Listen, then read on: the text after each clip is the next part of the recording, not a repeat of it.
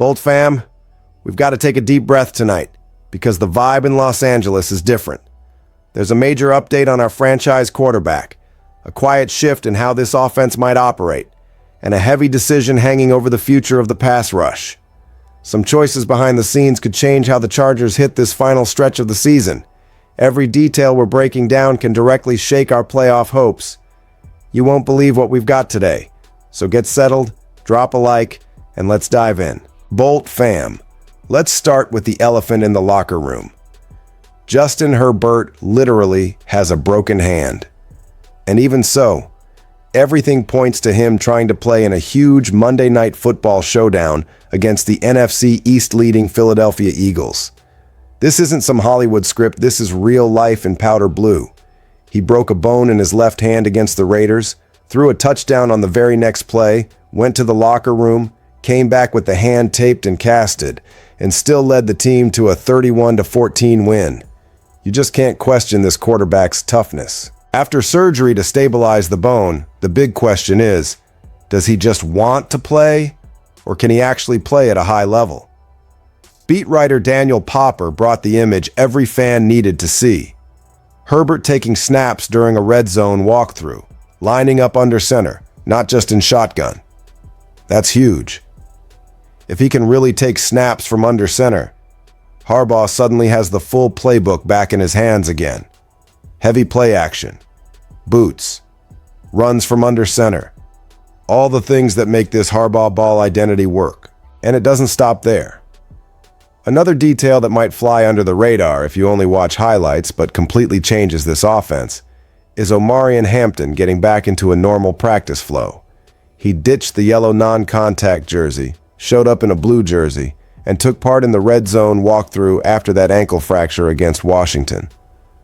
Translation: there's a real chance we get Hampton and Kamani Vidal back together, right in the week we face an Eagles defense trying to reestablish itself against the run after losing key pieces.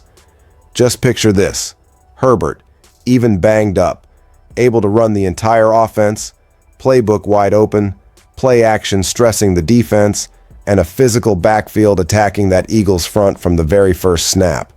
If that clicks, it can change the narrative of this game and this season. And the craziest part is this isn't even the only heavy decision the Chargers front office has to deal with right now. In the middle of all this, we're stuck with a feeling only Chargers fans truly understand. That thin line between courage and recklessness. Is it worth putting Herbert on the field if he's nowhere near 100%? Or, because it's his non-throwing hand, do you push it knowing the AFC window is tight and every primetime game weighs a ton on this franchise's story? While we argue about courage and risk with Herbert, there's another quiet bomb dropping in Los Angeles: the future of the Chargers' pass rush. While the national media only wants to talk offense, Harbaugh and the front office are staring at something much colder. Who is going to hunt quarterbacks in 2025 if some pieces leave? That's where two names every fan already knows by heart come in: Khalil Mack and Odafe Oweh, with Tuli Tuipolo 2 rising as a star right next to them. Here's the reality today. Oweh arrived mid-season. A lot of people saw him as a gamble, and he delivered real production. Sacks, quarterback hits, tackles for loss, visible impact even while playing around half the snaps. At the same time, Mack is still that veteran who changes the opponent's game plan just by lining up, even when the raw stat line doesn't explode on screen.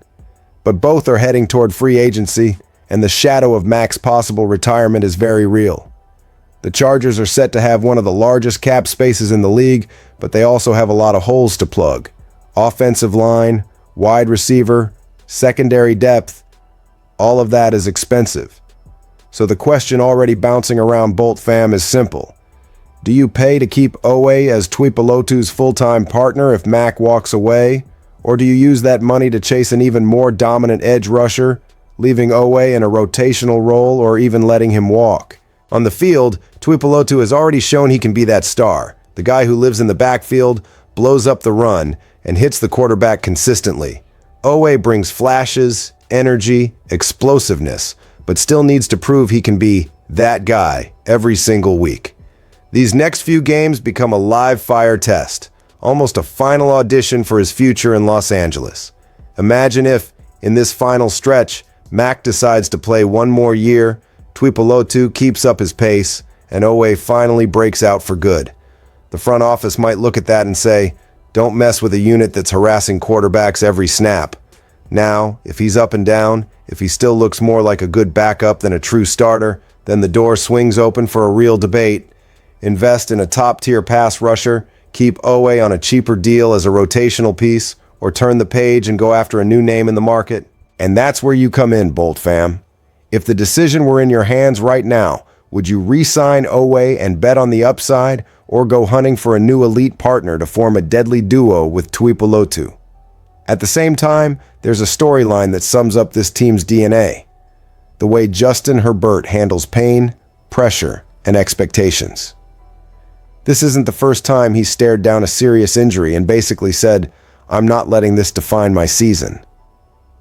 Back in Oregon, he broke his collarbone, watched the team struggle without him, came back earlier than expected, and still pushed the Ducks into bowl territory. That same mentality is showing up now in Los Angeles.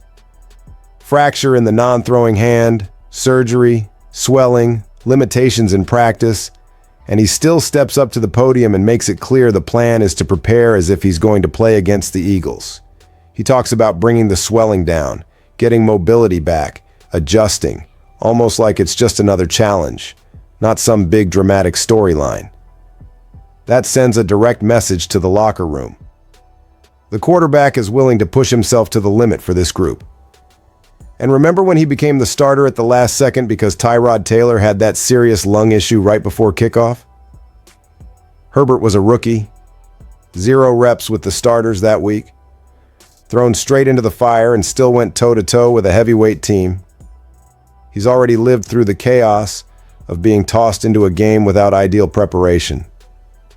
Now the difference is, it's his own body that's banged up, not the quarterback ahead of him on the depth chart. If there's one thing Bolt fam has learned, it's this. Herbert doesn't run from tough situations. The question isn't whether he wants to be on the field, it's whether the medical staff and Harbaugh are going to draw the line and say it's worth the risk. We're talking about Monday Night Football, national spotlight, a game that feels like part of the AFC playoff run. If he goes out there and plays well even while limited, the narrative around this team changes.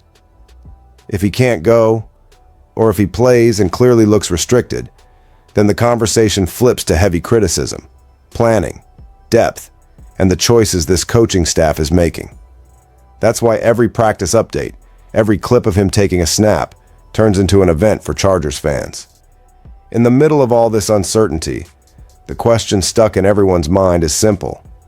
Would you risk your franchise quarterback in this situation, or sit him for safety even with the season on the line? Right behind that, there's the financial and roster gamble tied to the same pass rush we talked about before. This isn't just about 2024, it's about what this defense is going to look like over the next few years. Tuipulotu is already playing like a star. Mac still forces offenses to adjust just by lining up on the edge, and Owe is that mid-season addition who brought instant juice and speed, while Bud Dupree and Kyle Kennard haven't shown they can anchor the rotation alone. The Chargers are projected to have one of the biggest cap spaces in the league, but they need to reinforce the offensive line, give Herbert a reliable target, add depth to the secondary.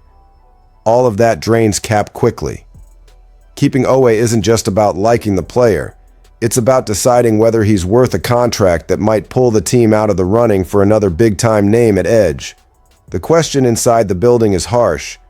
Are Owe and Tuipulotu a starting duo capable of going toe-to-toe with the best offenses in the AFC? Or is the ideal setup having Owe as your third edge, coming in fresh to wreck the pocket in obvious passing situations? Meanwhile, every snap over the next 5 weeks becomes another data point. If Owe keeps producing on roughly 50% of the defensive snaps, showing he can be present in all 4 quarters, he puts real pressure on the front office to keep him. If he's inconsistent, if he disappears in big games, then the door opens for that dream scenario, a new bolt of lightning arriving via free agency or the draft. And that's exactly where Bolt fam's voice gets loud. Are you going to demand aggression or continuity?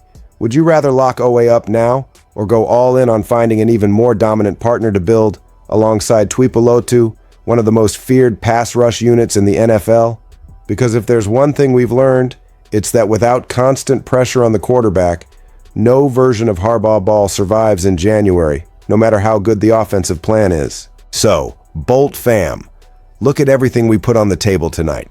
A warrior in Herbert fighting against his own body, a backfield on the verge of getting a key boost, a pass rush in transition, and roster decisions that could shape the next few years in Los Angeles. None of this is small. Every snap against the Eagles, every game down this final stretch is an identity test for this franchise. Now I want to hear from you. What would you do if you were in Harbaugh's shoes? Drop your thoughts in the comments, hit that subscribe button, and let's live through this phase together. Hit like, share with a Chargers friend, and I'll see you tomorrow.